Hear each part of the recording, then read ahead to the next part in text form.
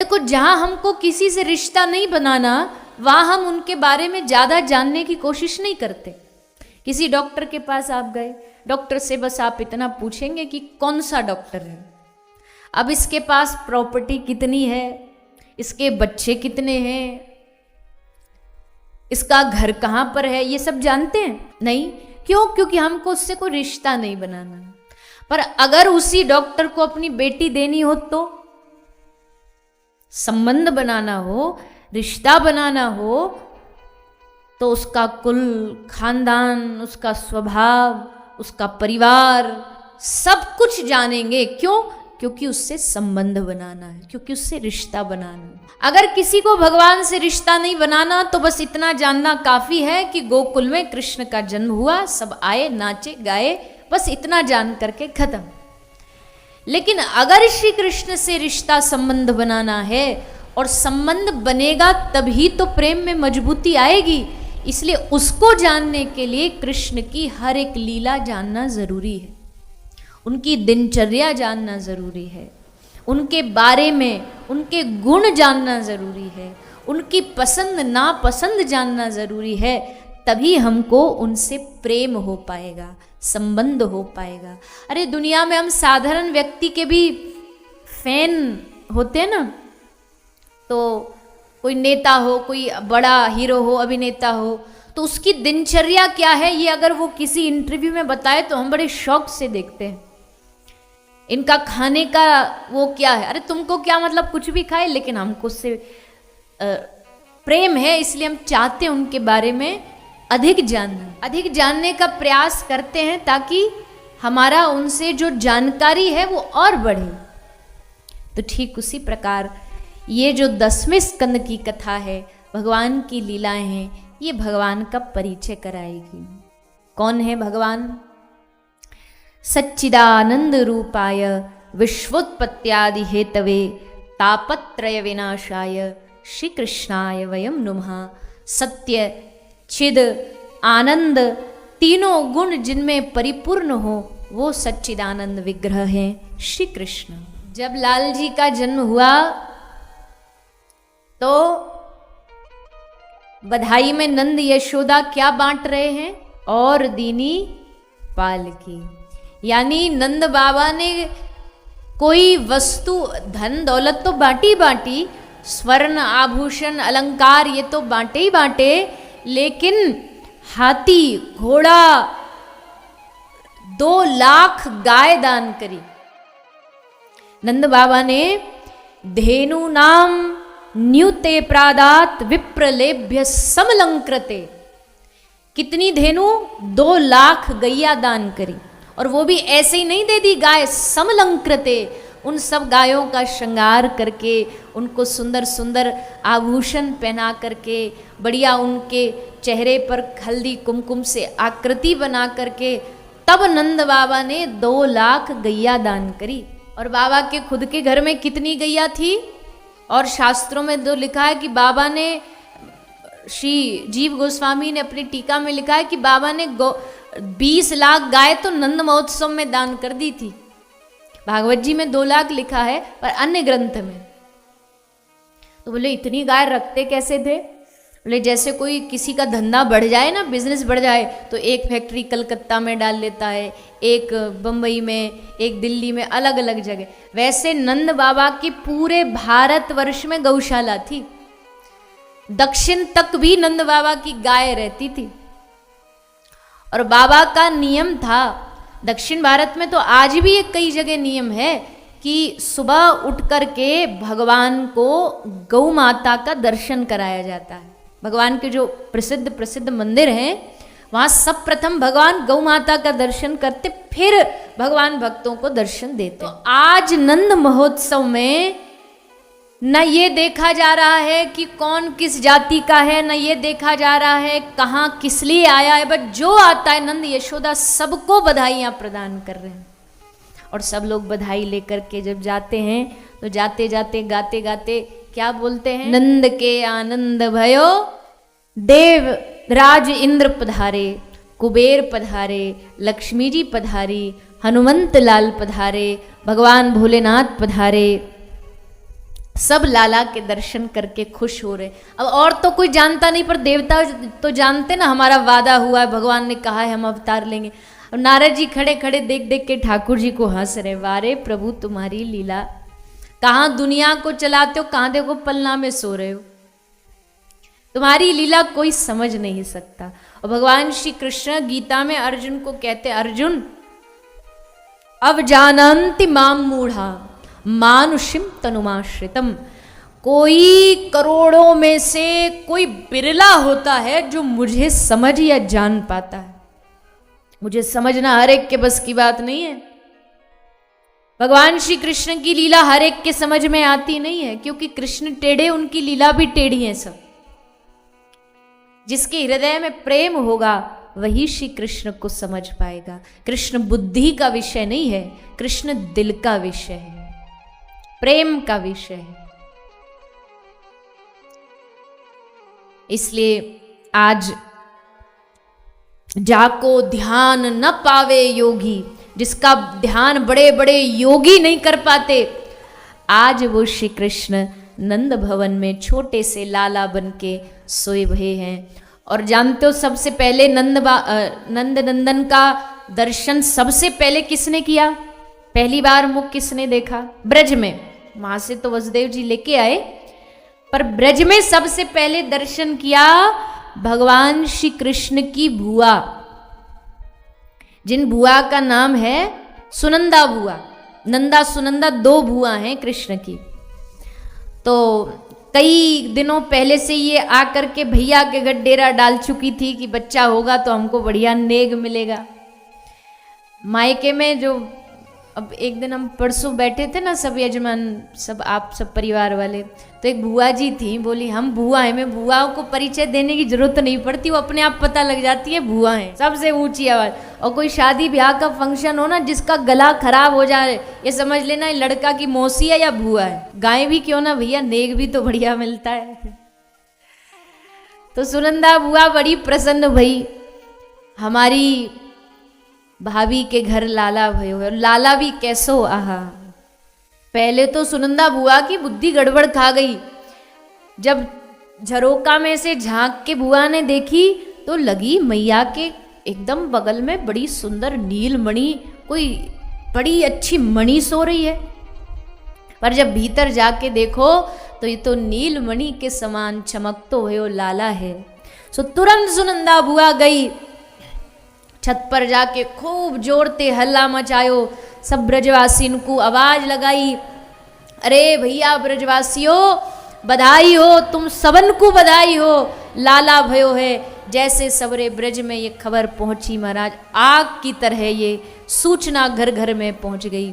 कोई जो जिस हाल में थी सब उसी हाल में, गोपियां ग्वाला सब भाग पड़े। तैयारी ब्रजवासियों ने बड़े दिनंते कर रखी। जब मैया गर्भवती ही तो सब लोग एकादशी को व्रत करते, और व्रत में क्या मांगते? अपने लिए कछु नहीं मांगते, मांगते कि हे ठाकुर जी, हे भगवान नारायण, एकादशी को फल ये दे दो कि हमारी मैया और बाबा के घर लाला है जाए।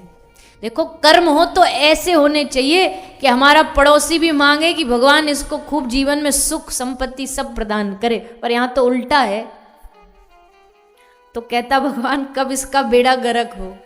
यशोदा नंद बाबा, यशोदा नाम ही इसलिए पड़ा जो सबको यश दे, वो यशोदा। यशोदा मैया इतना सबको स्नेह देती, इतना प्रेम देती कि आज लाला, जब देवता आए ना, तो देवता ब्रज में आके, गोकुल में आके बेचारे कंफ्यूज हो गए कि लाला हुआ किसके घर है, क्योंकि सब ने अपने अपने घरों को सजा रखा है। ऐसे लग रहा है कि सबके घर में उत्सव चल रहा है, किसी एक के घर नहीं। ऐसा होता नहीं। मोहल्ले में शादी एक के घर होगी तो एक का घर ही चमचमाएगा, पता लग जाएगा भैया इस घर में शादी है। सबरे पड़ोसी थोड़ी अपने घर को सजाएंगे। पर नंद यशोदा इतने सबको प्रेम देते थे कि आज सारे ब्रज ने अपने घरों को सजाया। केवल बधाई ले ही नहीं रहे, जिसके पास जो है घर में वही तिजोरी खोल खोल के बधाई बांट रहा है। अब हमको किसी धन की लालच नहीं, सब बांट रहे हैं जो हाथ पड़ जाए। नंद यशोदा के भाग्य की तो कोई क्या ही बड़ाई करे। क्यों? क्योंकि 80 बरस की आयु में सुत ऐसो जायो है, ब्रज में है रही जय जयकार, नंद घर लाला जायो है। 80 बरस की आयु में ऐसो सुंदर लाला, ऐसो प्यारो लाला नंद यशोदा के घर भयो। महाराज इनके तो आनंद की कोई सीमा ही नहीं रही। लक्ष्मी जी भी आई। लक्ष्मी जी ने सोची शेषनाग पर सोए नारायण का तो हमेशा दर्शन करती ही हूं, अब नेक जरा पलना में सोए अपने प्राणनाथ का दर्शन करके आऊं। तो आई माता लक्ष्मी जी, किंतु इतनी भीड़ में कहां किसको ध्यान की कौन लक्ष्मी आई है कौन। जैसे तैसे बिचारी लक्ष्मी जी भगवान तक पहुंची जहां ठाकुर जी पलना में पोड़े हुए थे, और जैसे लक्ष्मी जी ने दर्शन किया लाल जी का, ठाकुर जी देख करके मुस्कुराए, लक्ष्मी जी मुस्कुराई। आज भगवान का ये अद्भुत रूप दर्शन पाया है माता लक्ष्मी ने। इसके बाद देखो उत्सव की बात, उत्सव की कथा तो खूब लंबी है, कैसे कैसे उत्सव मनाया।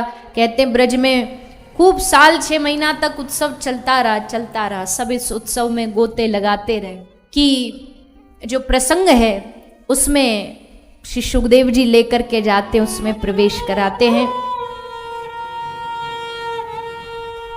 जब लाला का दर्शन हुआ तो सब लोग आए लाला का दर्शन करने,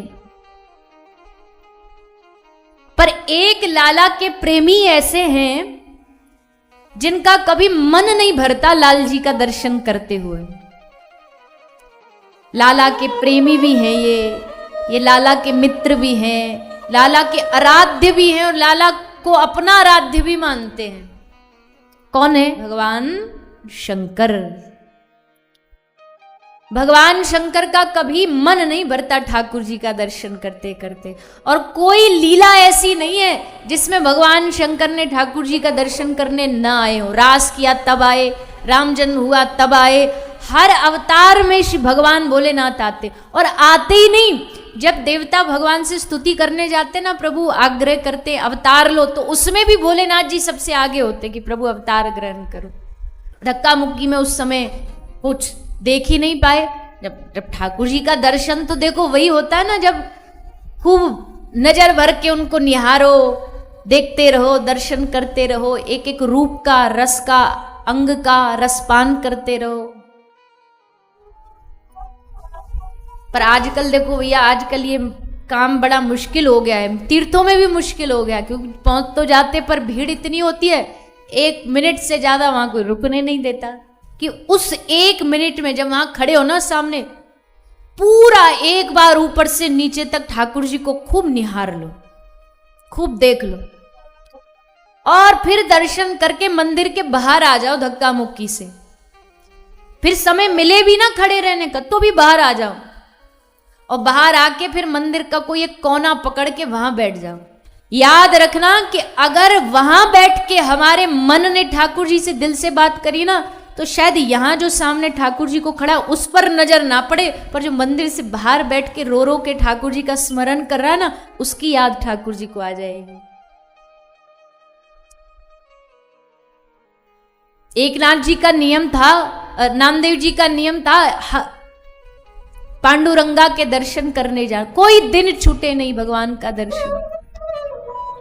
पर एक समय ऐसा हुआ कि शरीर इतना रोगग्रस्त हो गया कि आज तो जाना संभव नहीं। अब मंदिर में भीड़ लगी है, पर रुक्मणी जी ने देखा कि ये ठाकुर जी ने ऐसे उजक उजक के कुछ झांक झांक के देख रहे। तो रुक्मणी जी बोले क्या ढूंढ रहे हो? तो बोले अपने भक्त को ढूंढ रहा हूं। बोले खड़े तो हैं इतने सारे? बोले ये सब वाले नहीं, वो जो हमारा असली वाला भक्त, आज वो नहीं आया, आज मन नहीं लग रहा दर्शन देने में। ऐसे ही मत समझना कि हमको ही ठाकुर जी के दर्शन की लालच होती है, ठाकुर जी को भी लालच होती है। कोई सच्चे भक्त को देखने की ठाकुर जी को लालच होती है, कब ये मेरे मंदिर आए और कब मैं इसे देखूं। तो इतने सारे भक्तों से पेट नहीं भर रहा ठाकुर जी का, वो नहीं आया आज। तो रुक्मणी जी बोली ठीक है, तो एक काम करो, आप चले जाओ, इतना ही, क्योंकि आपका यहां मन लगेगा नहीं दर्शन देने में। तब श्री ठाकुर जी दर्शन देने के लिए नामा के घर गए। असल दर्शन उस दिन होगा जिस दिन फूल लेके गए, नारियल लेके गए और दर्शन किया, और करके जब मंदिर से बाहर आ गए तब याद आया कि भैया फूल तो चढ़ाया ही नहीं। तब समझना आज सचमुच दर्शन करके आए हो, आज बिहारी जी ने चित्त चुरा लिया। अब सही दर्शन हुआ है। कभी कभी नियम टूट जाना भी प्रेम होता है।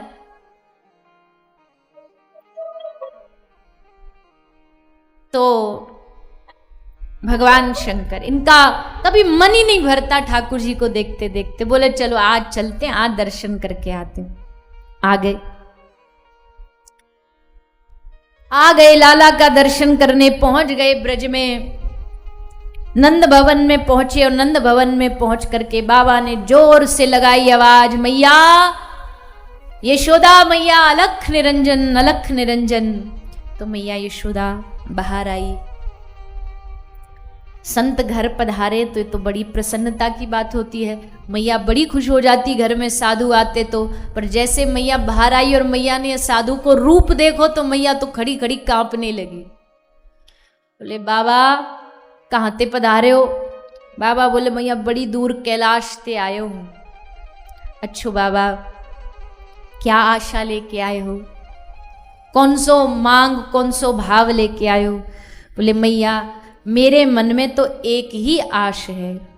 कौन सी आश है बाबा तुमको? बोले मैया मेरे मन में आश है कि मोकू अपने लाला के, कन्हैया के दर्शन करवा दो। सुन्यो न देखियो ऐसो कबहू, जैसो वेश बनायो। देखी जटनी ते बरसत पानी, गिरे नाग लपटायो। चंदा सो चमकत है माथे, सब तन भस्म लगायो। बागंबर ओढ़े ये सजनी, टोरू हाथ बजायो। किलकत है सुन कुंवर कन्हैया, ऐसो इन कछु गायो। वृंदावन दास जी का ये पद है। चाचा वृंदावन दास जी ब्रज के एक रसिक हुए। तो मैया कहती है, जैसे बाबा को देखती है तो कहती है, नाना बाबा बालक की जो दृष्टि पड़ेगी, निश्चय जाए डरायो। मेरे लाला की अगर तो पे दृष्टि पड़ गई तो बेचारा वो तो डर के मारे कांप जाएगो। तेरो रूप कैसो देखो तेने। बाबा बोले अरे मैया तेने का अपनो छोरा ऐसे ही जान रखो है, ये काई ते डरवे वारो ना, डर भी आते डरे है, तो घबराने की जरूरत नहीं, तू लाला को ले आ। पर मैया तो बेचारी भोली वाली, वाकू का पतो कौन है, ये नारायण है कि विष्णु है, वो तो अपनो लाला समझती है। सो बोली बाबा मैं दर्शन नहीं कराऊंगी। बाबा बोले मैं तपसी बन खंड निवासी, जन्मत जोग कमायो। ताको फल लाग्यो यह नगरी, सुधी पाए उठी धायो। भैया मैंने कई हजार वर्ष तक तप करो, वाको फल ये भयो कि मैं या तेरी नगरी गोकुल में आ गए हूं।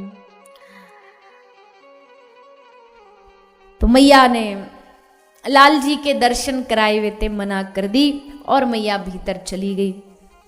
भोलेनाथ जी ने सोची अब तो एक ही उपाय है, डायरेक्ट हाई कमान से अप्रोच लगाओ।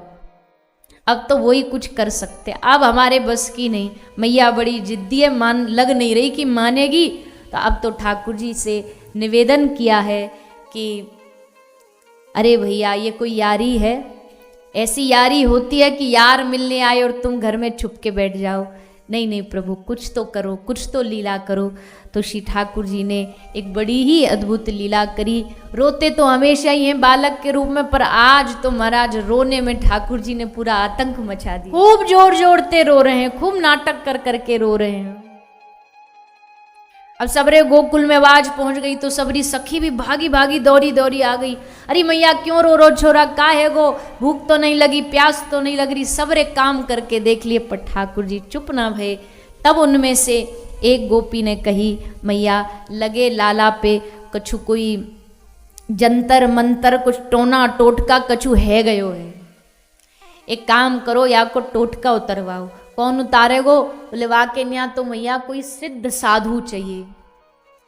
तो सिद्ध साधु कहाँ मिलेगो? बोले बाहरी बैठो एक त्रिशूल गाड़ के, वही ते करवा लो। मैया ने खूब नाय करी, पर गोपी ने जबरन मैया को ने थोड़ो सो उत्साह दियो कि ना ना मैया चलो करनो पड़ेगो, लाला के खातिर करनो पड़ेगो। सो लाला को लेके गोद में यशोदा मैया बाबा के पास आ गई, और जैसे बाबा के पास यशोदा मैया आई और जैसे श्री कृष्ण ने भगवान शंकर को देखा, दृष्टि मिली, और दृष्टि पड़ते ही हर हर हर हंसे नाथ यह सुन के।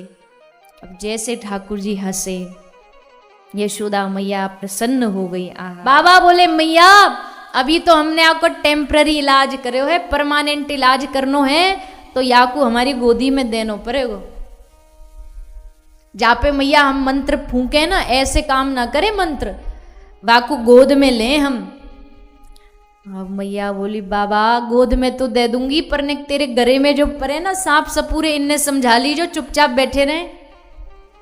बाबा बोले मैया सब हमारे पार्षद हैं, जो हम कहेंगे सोई करेंगे, तुम घबराओ मत।